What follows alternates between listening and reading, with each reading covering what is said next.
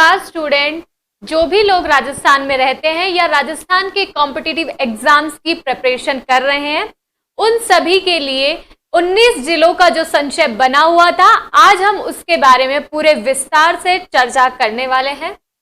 तो बात ये थी कि जो राजस्थान में पहले 33 जिले थे, लेकिन पिछले वर्ष यानी कि 2023 मार्च से ये अफवाह थी या फिर हम एक कहीं घोषणा थी कि 15वीं विधानसभा के तहत जब मुख्यमंत्री अशोक गहलोत थे, उस समय उन्होंने 33 जिलों को बढ़ाकर उसमें 19 नए जिले ऐड करने की घोषणा की थी, तो वो 50 हो गए थे। उसी को ध्यान में रखते हुए अगस्त में उन्होंने टोटल 50 जिले, 3 नए संभाग जिसमें सीकर, पाली और बांसवाड़ा को ऐड कर दिया गया था। इस तरह जो राजस्थान में पूरे 50 जिले और 3 संभागीय व्यवस्था बनाई गई थी, लेकिन अभी वर्तमान में 16वीं विधानसभा में मुख्यमंत्री भजनलाल शर्मा के द्वारा इन 19 जिलों के ऊपर एक संशय बना हुआ है कि क्या इन 19 जिलों को रखना चाहिए, और रखना चाहिए तो उसकी वजह क्या हो सकती है।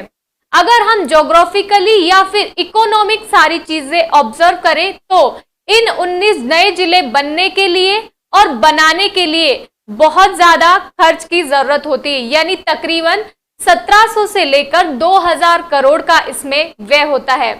तो सरकार की तरफ से यह मुद्दा आता है कि इतना व्यय करना इन 19 जिलों पे सही होगा या नहीं। अगर किसी भी जिले से पहला पर्यटन विभाग या धार्मिक स्थल या फिर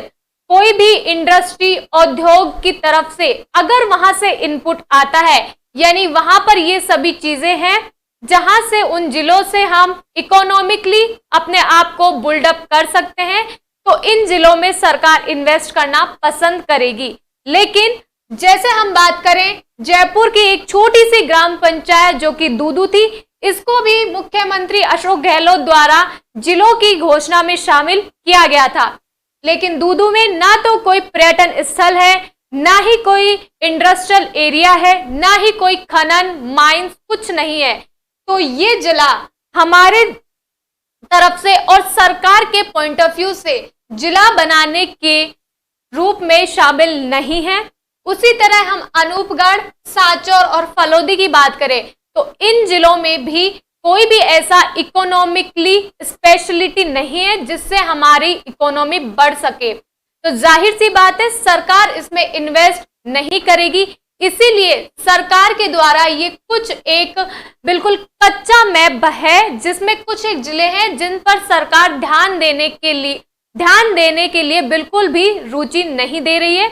बाकी जो जिले हैं जिसमें अगर सरकार को फायदा दिखेगा तो सरकार उन जिलों को नए जिलों में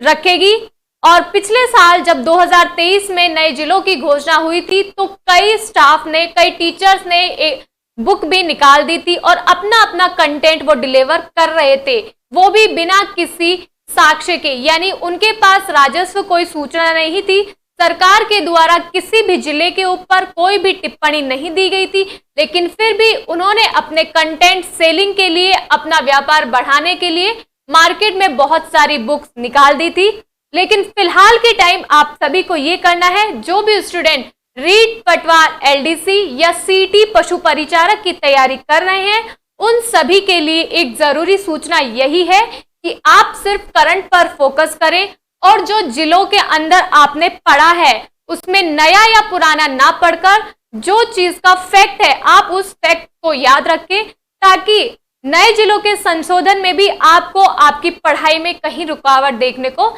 नहीं मिलेगी। धन्यवाद।